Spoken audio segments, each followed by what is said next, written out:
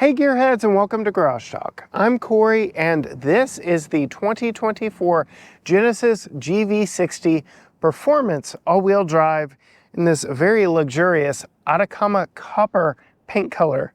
This is actually the second time we have sampled this vehicle, the brand's first ground-up electric vehicle, and the price has jumped. Does this vehicle still appeal to us 2 years later with that price increase? Or is this one a little bit of a bust? In this video, I'm going through all of it. Stay tuned.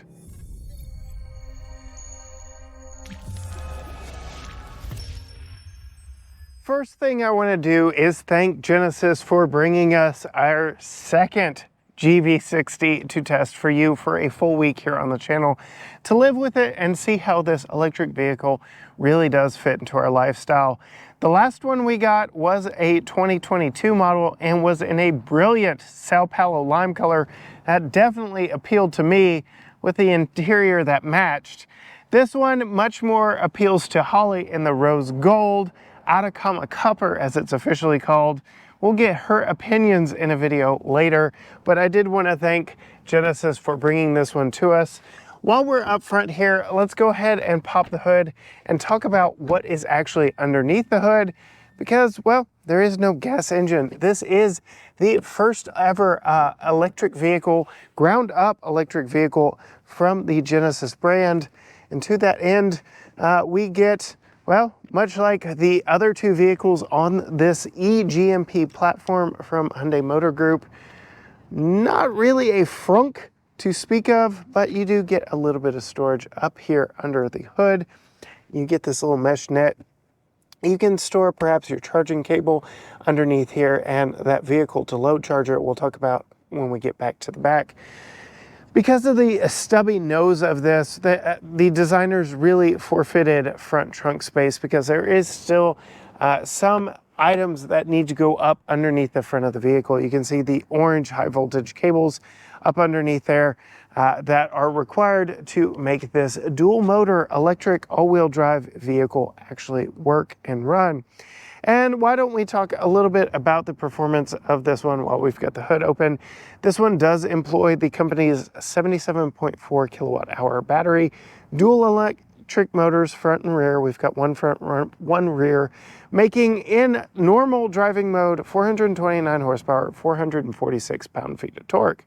There is a glowing yellow Sao Paulo lime button on the steering wheel that says boost mode. That gives you 10 seconds of 483 horsepower and 516 pound-feet of torque. There's even a hidden drift mode, all kinds of fun stuff in this one because it is the performance all-wheel drive. When Genesis first brought this to us, there were only 2 trims available, and unfortunately, you really couldn't buy these in that many states. I don't even think Texas sold these back in 2022. Now here for the 2024 model year, Genesis has greatly expanded the availability of these vehicles, and you can get them almost completely nationwide, if not nationwide, by the time this video goes live. I mentioned earlier this being on a shared platform with 2 other vehicles from the Hyundai Motor Group, that being the Ioniq 5 hatchback SUV from Hyundai and the Kia EV6. We have sampled the Ioniq 5 Limited and the Kia EV6 GT line and the all-out crazy performance GT model that does one-up this vehicle in overall power. And Hyundai has already teased the Ioniq N with even more power than that, which we did see at the LA Auto Show earlier this year. So this really is the luxury one of the bunch, but that is not to say, as you heard from the power numbers earlier, that this thing has anything to sneeze at when it comes to overall power and performance. We'll get to that when we get behind the wheel.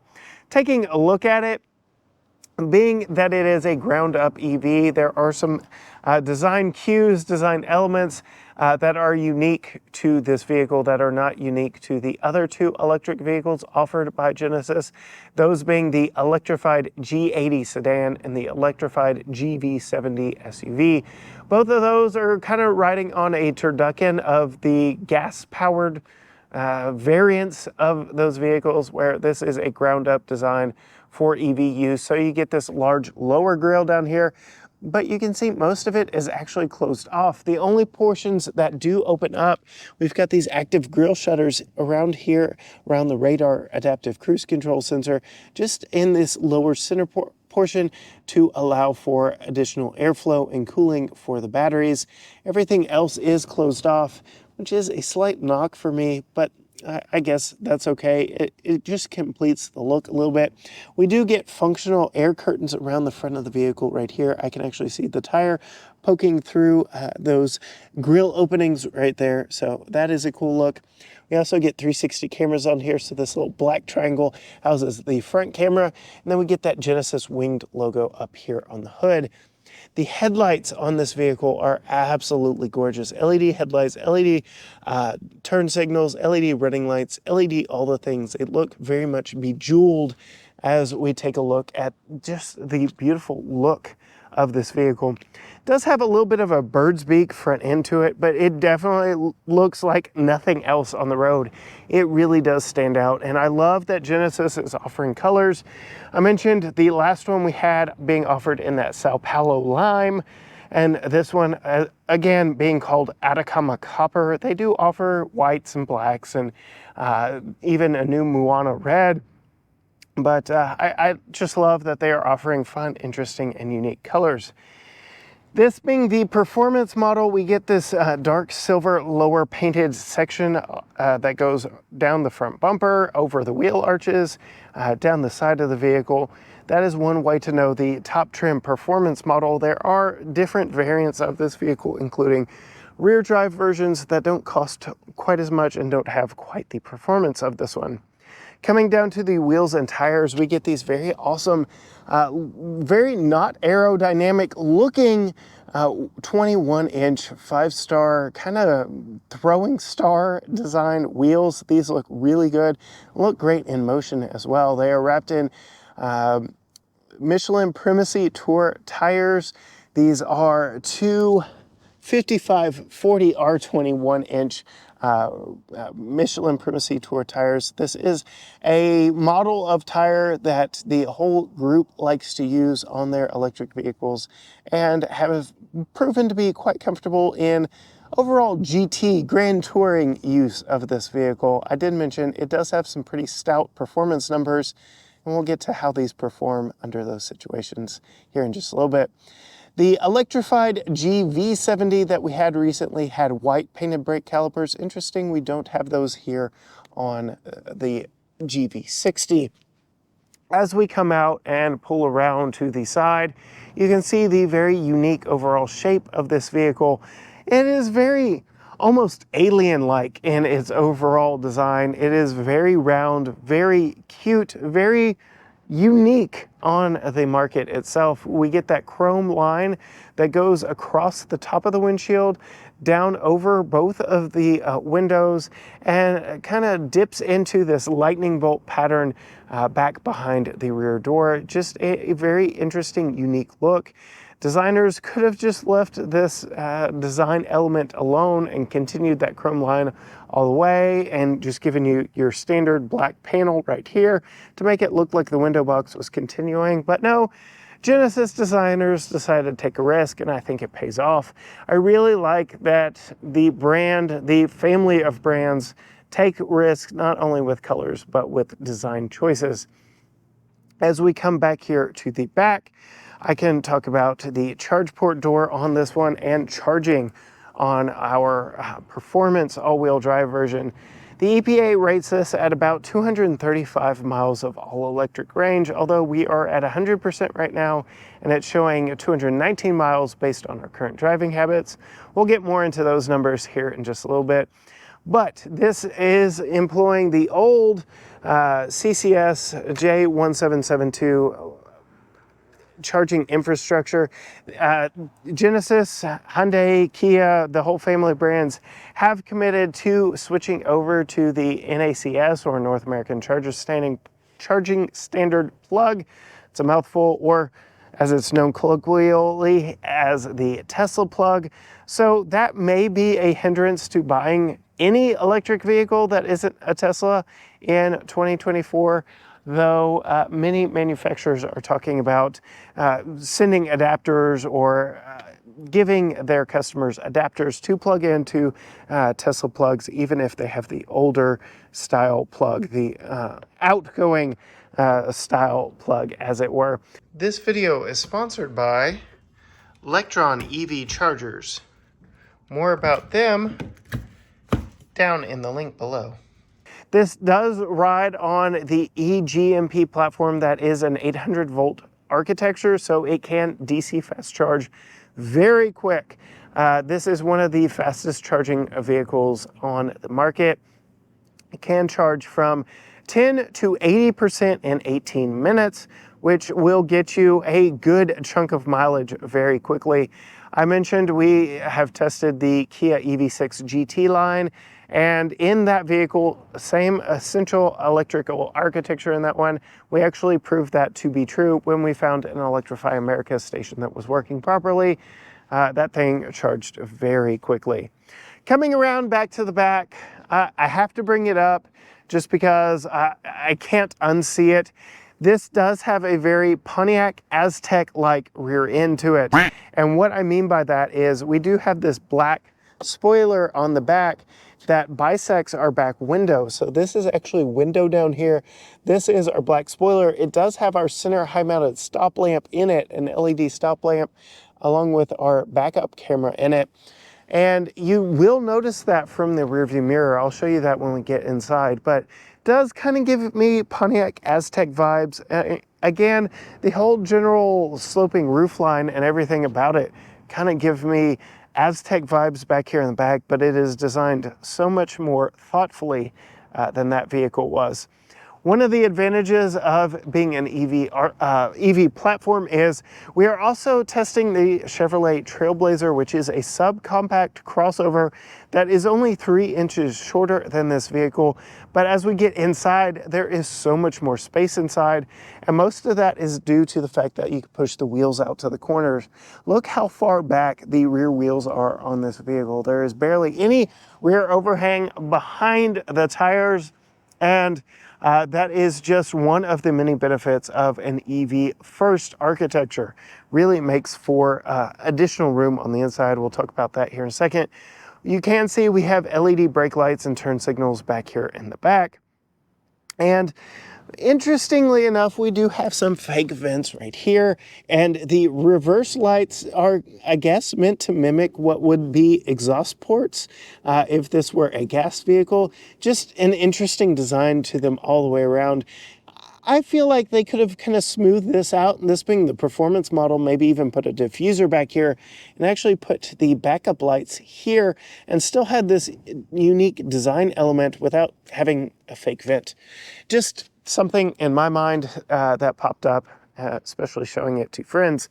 This does have Genesis's smart key access, where you can just have the proximity key in your pocket, stand back here with the vehicle locked. It'll give you a few beeps and the hatch will open, but I've got the vehicle on and running right now. You couldn't tell, could you?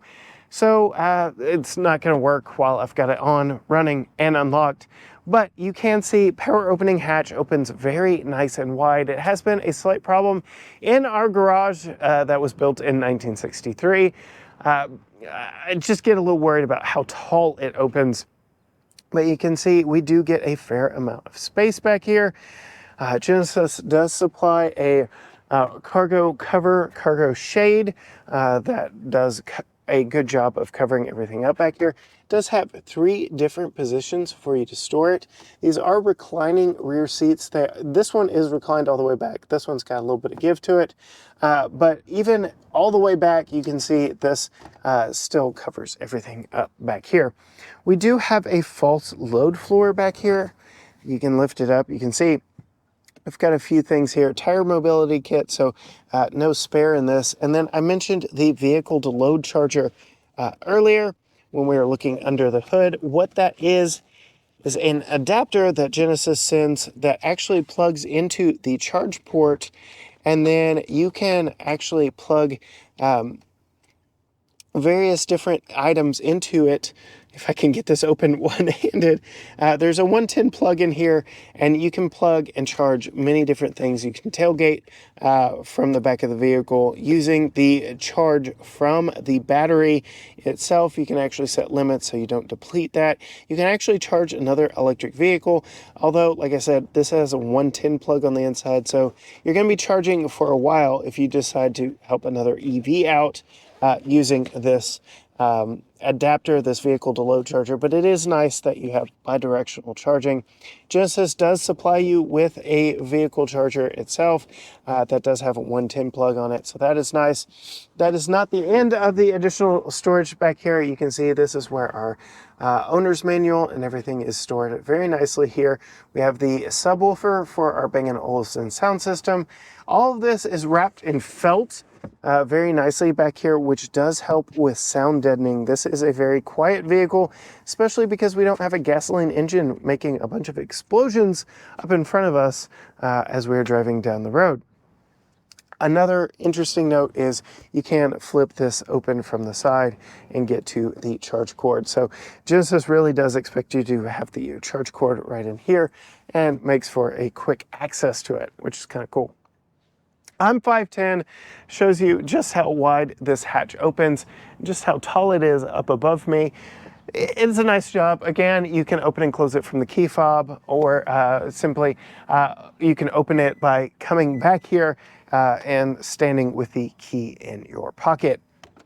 While we're talking about the key, I did want to show you the key. It is a very unique key. This was the first vehicle to employ this new design. They actually offer two with the vehicle, a black one and a white one. They sent the black one with us this time around. We actually got to see them both 2 years ago. You actually need both to set up the keyless biometrics on this vehicle. You can see right here on the B-pillar, this is actually a facial recognition camera that if you have both keys on your person, you can set up to read and learn your face. That way you don't need the key on your person anymore. After that, that will unlock the vehicle. And then there is a fingerprint reader on the inside that will allow you to start the vehicle all without the key. So you don't need the keys with this vehicle, but as you can see, they are a proximity key. As we got closer, the vehicle unlocked, the mirrors folded out, and the handles popped out.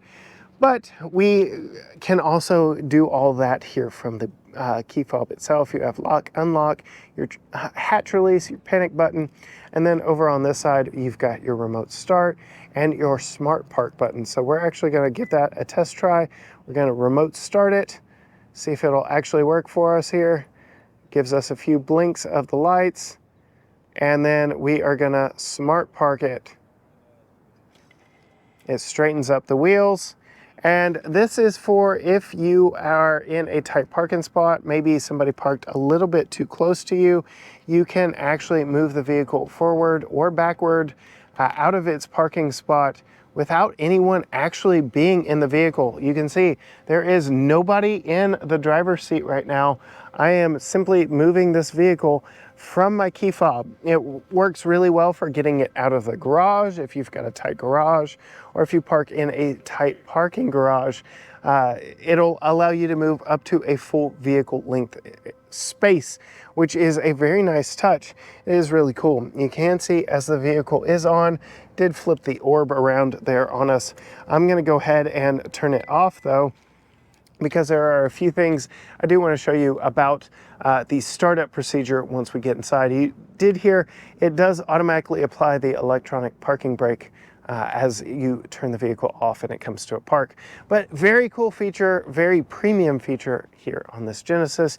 You can see even if the door handles don't pop out, you can unlock it by pressing right there. Same if you are using the biometrics of the vehicle itself. Opening the door, you can see we've got this nice cream color and gray contrasting interior. Very nice, very premium, very upscale. And I can say even with a 5-year-old, we haven't gotten it dirty yet. I'll just put that caveat on there, yet.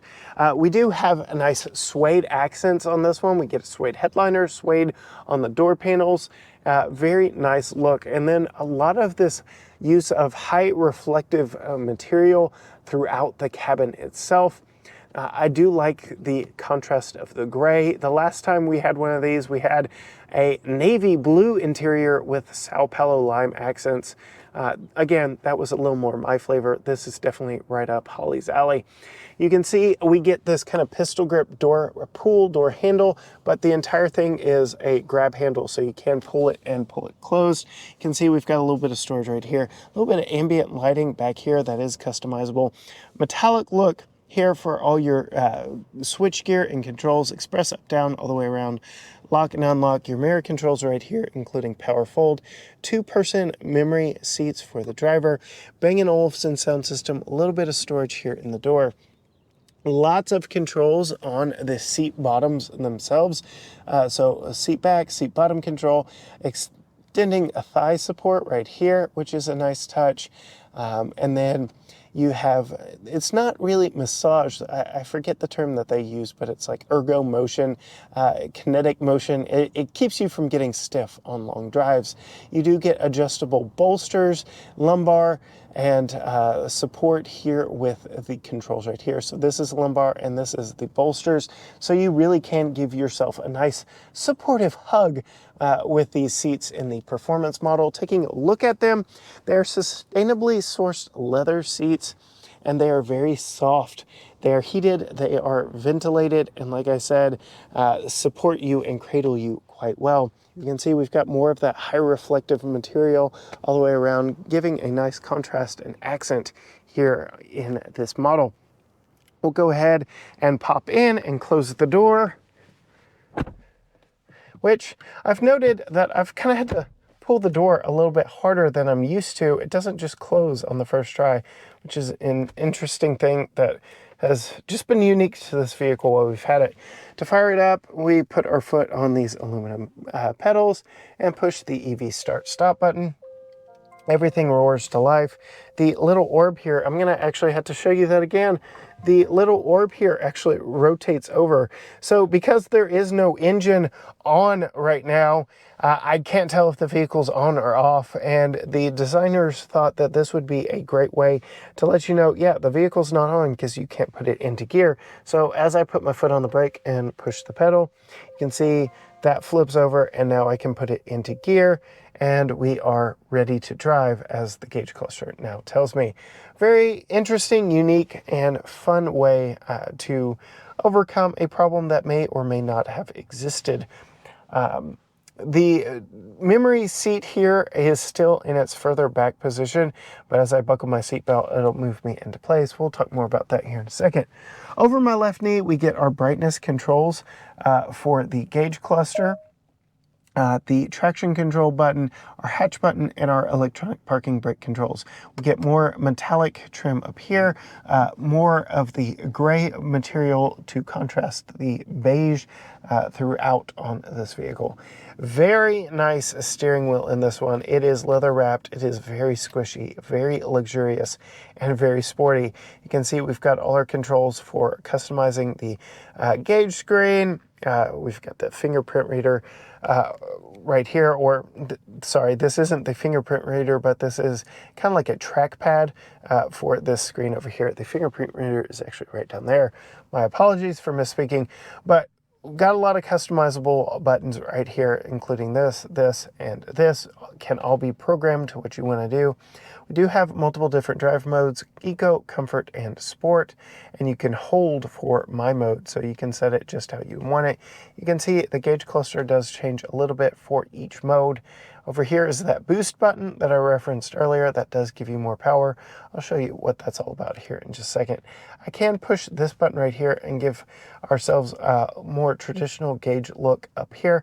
I can push it again and come back to this look. I can actually page through different things on the screen up here, from my drive info to my driver information or driver assistance features right there.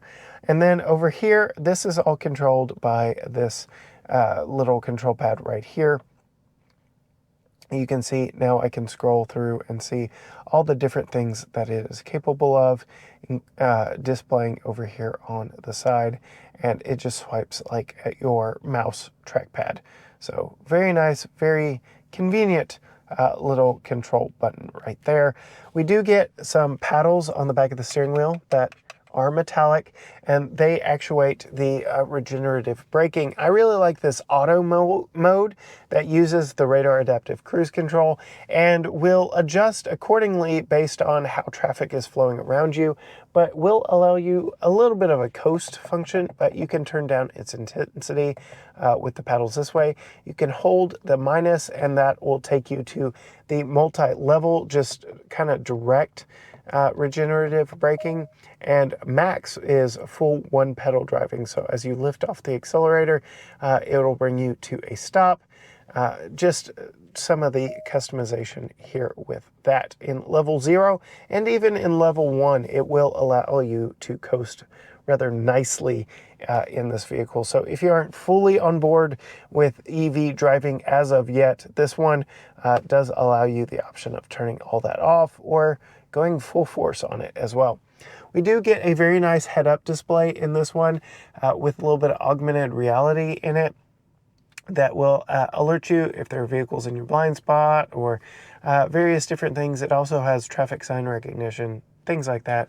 Very informative. I like it a lot. It's bright enough that I can see it just fine as I'm driving. As we come over here, we do have these, I didn't mention the screen size, dual 12.3-inch screens up front here. They are very nice, crisp, and clear.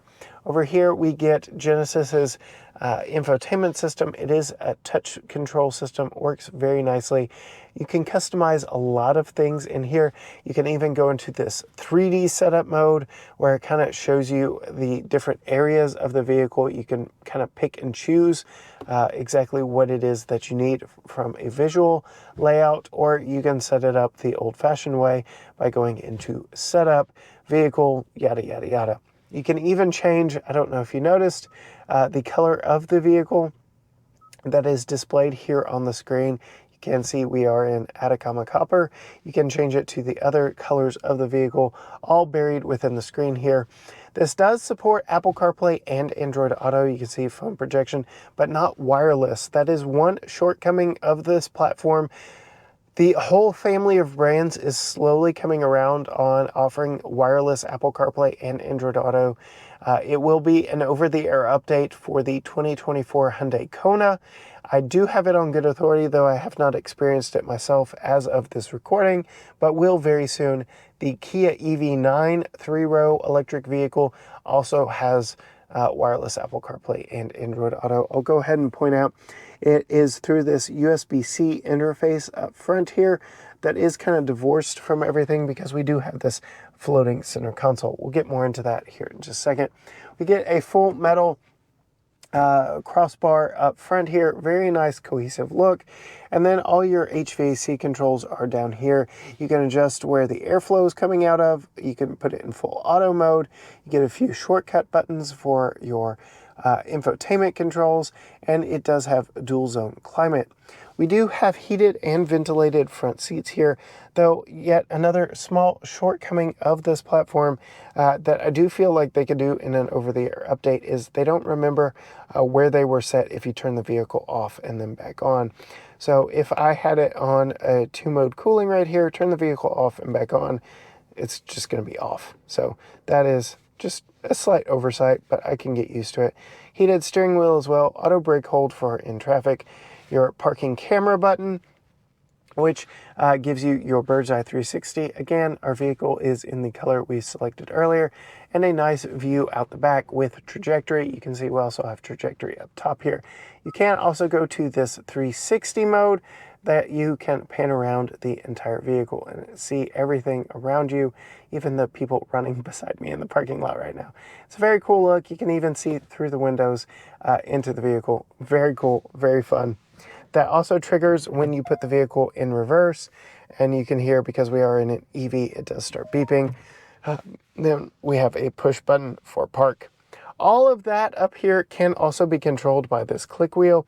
The top part is also a touch sensitive pad as well. So you have multiple ways of interfacing with the screen here. I like that a lot, and it is a giant click wheel. We do get two knobs here for tuning and for volume, and then I already mentioned the fingerprint reader right here. Back, home, and menu buttons. Everything is very convenient in here, right to the hand, to the touch. 2 cup holders with grippies with rubber bottoms here, so nothing's going to rattle around in here. We do have a Qi wireless charger, which again is a little odd given that we don't have wireless Apple CarPlay and Android Auto, but I like how it's kind of out of the way and it just tucks in there very nicely. We get a rather smallish center console opening here, but we'll talk a little bit more about storage underneath here in just a moment. Other unique storage options, we have a drawer for our glove box. I like it. It's fun, it's unique, it's different, much like the rest of this vehicle. We do have some storage up underneath the console here, and a hidden little storage spot under the console here. So if you wanted to put your phone right here while plugged in to the USB, I guess that would be acceptable. You also get this wide open area up under this floating console right here, so you can store bags or items up here, though they will be rolling around, but that didn't used to be a problem in cars of yore that had front bench seats, so I really don't see that as a really big problem. I did mention we have a Suede headliner in this one, very nice. We do also have a dual opening or a split dual slider Suede covered opening for our roof here. It is a fixed in place, very dark tinted glass roof. I almost forget sometimes that it is open or closed because it is so dark tinted, but it does add for a little additional light without adding a lot of heat. Though it is December here in East Texas, and as you can see, it is kind of a gray day out today.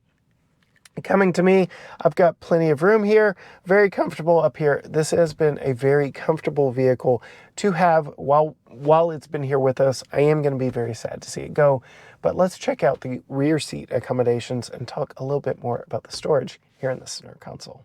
Coming to the back seats, same doors as up front, but there is no touch sensitive area for locking or unlocking with the proximity key. So you are going to have to do that from the front doors. The back seats are definitely a nice place to be as well. You are not forgotten about back here. So we get the same dual tone, we get the suede, we get all the high contrast accents back here. We get the metallic accents, we get a cup holder in the door, heated outboard seats, lock and unlock buttons here, express up down window controls, same door handle as up front, Bang & Olufsen speaker here in the door, and peasant blockers in the back doors as well, so you can definitely ride in comfort and style back here. Going ahead and climbing behind myself, the seat is actually further back than I have been driving because it has the smart entry and access feature, but even all the way back as it is, I've still got plenty of room back here. Riding behind myself is a little more like that. I've got a little bit more room. Speaking of space over here, you can see we've got kind of the valet style controls here to move this seat forward and back for whoever's riding in this seat. Of course, Tucker can't reach those, and we don't want him to know they exist. Unfortunately, he does. Also, unfortunately, is there's no sensor to note if there is a person sitting here. So even if someone is riding up front here, someone in the back seat could mess with them and move them back and forward all from the side. So you really had to trust your passengers back here in the back if you're riding in the front passenger seat. Hard plastic seat backs with a hard plastic mat pocket back here. We do get a couple USB-C ports down here, but I was talking about additional storage. Take a look at this. It is a completely pass-through center console, so you can put a lot of stuff in here. And as I pull the net down, there is a rubber mat down here at the bottom. So if you put something in there, it's not going to rattle around unless it hits the sides here, which is hard plastic. All the way around, very nice back seat here. You can see we also have a fold down center armrest with a couple cup holders. And I will go ahead and note, I am reclined right now. The seat actually sits very upright, which is a little too upright for me with the sunshade here. I'm, again, 5'10", and my hair is touching the ceiling, but the handle is just behind my left hip. I pull back on it and I can get very comfortable back here. Though the slope of the roofline, I'm still gonna be touching, but I'm just a little bit more comfortable back here. I did mention the glass back there in the back being split by that rear spoiler. Now you can actually see it for yourself there on camera. Just that little bit of glass down below the spoiler. You definitely notice that in the rearview mirror as well. All the way around, very comfortable interior on this. Let's hop behind the wheel, fire this thing up, and see how it drives and performs out on the road. Test out that boost mode. All right. Getting in, getting comfortable, and getting set to go. Turning the vehicle on. Everything just comes to life. Go ahead and put us over in drive, and we will go find a nice place to show you before we set off in traffic just what this boost mode is all about. I am in an empty parking lot. This is where I tried it last time. Nobody's around. I am gonna go ahead and completely turn off regenerative braking, so level 0, put us over into sport drive mode. Foot is firmly on the brake. I'm going to push the boost button, which gives me additional power up to 516 pound-feet of torque for 10 seconds. Get a nice reading right there. It's actually counting down, so I'm going to turn it off until I'm ready to go. But again, I'm in a parking lot right now, so foot firmly on the brake, boost button, foot firmly on the accelerator. Everything turns red, and let's, oh my gosh, let's go 60. Woo! And then those big brakes. My goodness, this thing is a rocket ship. I do believe officially from Genesis, they claim 0 to 60 times in 4 seconds flat. And that is on comfortable Michelin Primacy Tour tires. They are 21-inch wheels with a kind of a narrow sidewall. They aren't like sticky rubber or anything like that. That is something that is absolutely repeatable and in a vehicle that is quite luxurious, and with the batteries is quite heavy. I will say, while we've had this vehicle, we used it as a camera car for our second channel, GT Premium Reviews, as we were testing something, well, a little more raucous than this in a 2024 Cadillac CT5V Blackwing with a 6.2 liter supercharged V8. And it allowed us to do something that we haven't really done much of here on the channel, and that's have a rolling acceleration, because the cameras were hooked up to this car, allowing us to get some really good tracking shots of a vehicle that is on paper a little bit faster than this one. That one was a 6-speed manual, and Cadillac claims a 0 to 60 time of 3.6 seconds, 3.4 if you get the automatic. But just generally insane that this could keep up with that, right on par with that, at about half the price, and quite a bit more luxury in the grand scheme of things. This is a very luxurious vehicle to get in, very comfortable vehicle to ride in. And as I said, it is a repeatable 4-second 0 to 60 time, because really it's as simple as putting it in sport mode, hitting that boost button, finding a flat stretch of road and just going. There is no transmission you have to worry about. There's no amount of wheel slippage that you have to allow or learn to adjust for with throttle modulation. You just push it and you go. The electric motors in this are able to adapt instantaneously for that very quick 0 to 60 time. While we are sitting here waiting on traffic, I will note we do have the Genesis blind spot camera system. So as I put my blinker on here, I have a camera looking into my blind spot here. Same would be true if I put my right blinker on. But I've got us still in sport mode, and we're going to see just what this is like pulling out into a typical traffic situation here around Christmas time on a busy road here in East Texas.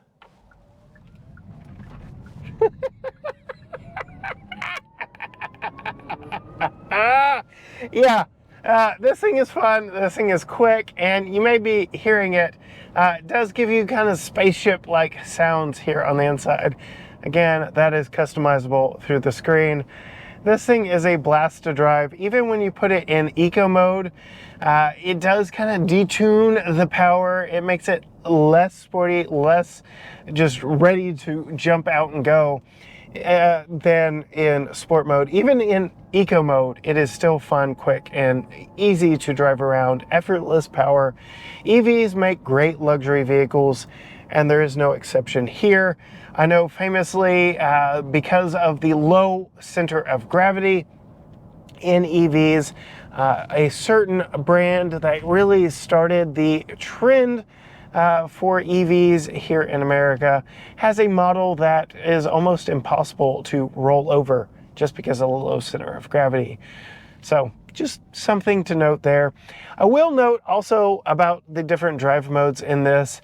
If you are driving along and you do nothing other than change drive modes, you don't move your foot on the pedal or anything, you kind of feel like you're getting a rubber band released from you. It just feels like the vehicle's a little more eager to drive as you switch to comfort mode or into sport mode. It just feels very much more responsive than the two modes before, or the mode before. Just as you get going, it feels more responsive and ready to go. I mentioned the paddles here. I'm going to put it back into auto mode, regenerative braking. I'm going to go ahead and bump it all the way up. And as I mentioned earlier, that uses the radar adaptive cruise control functionality to monitor the traffic around me. And if I'm closer to a vehicle and I let off the accelerator, it's going to do more regenerative braking than if I were out in the open all by myself and letting off the accelerator. So it really monitors the situation around you. I think it is a great compromise for people learning to deal with regenerative braking or one pedal braking as they get used to EVs and as we adopt EV technology and driving features and abilities.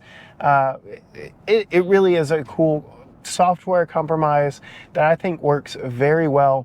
And once you get used to the fact that you slow down when you let off, like it's something to get used to. Otherwise, driving this thing, the visibility out of it is very good. The C-pillar back there is a little chonky, but otherwise it is very good. I do have those blind spot cameras in the mirrors that displays on my screen here.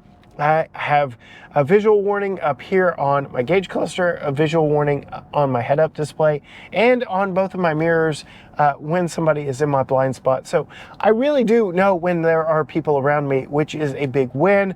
The ride on this is very comfortable. Again, EVs make great luxury vehicles. The heavy weight of them makes them ride like a much bigger vehicle than they actually are. The longer wheelbase than a comfortably sized vehicle kind of smooths out the ride as well. And the low center of gravity kind of helps keep all of that in check. Really works to be a great vehicle all the way around. EVs have kind of been given this one-trick pony kind of stigma to them, that they're only good for acceleration, but I would say they're also good for just luxury cruising. This really is a fun vehicle, a nice vehicle to drive around, and in this Atacama copper, it just feels more luxurious, more premium than some of the other vehicles out on the road. Being our second time in this vehicle just has been an absolute blast. I'm going to be so sad to see this one go. I've enjoyed both my weeks in a Genesis GV60, and this really is a good vehicle.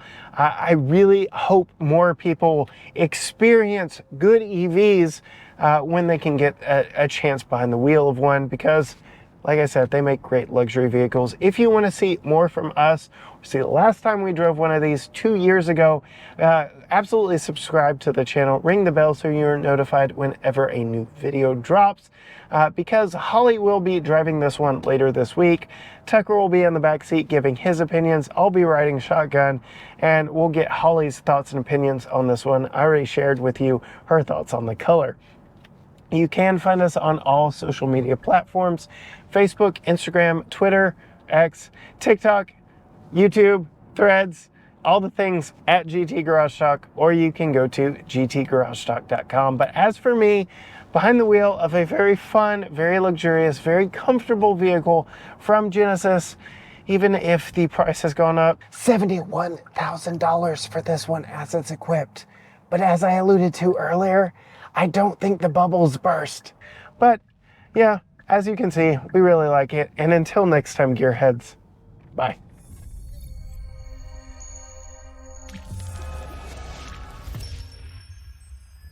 Even on this rough road at speed. Oh, wow. Okay. Let's see, one more time. We're in eco mode now. It's still fun, even in eco mode.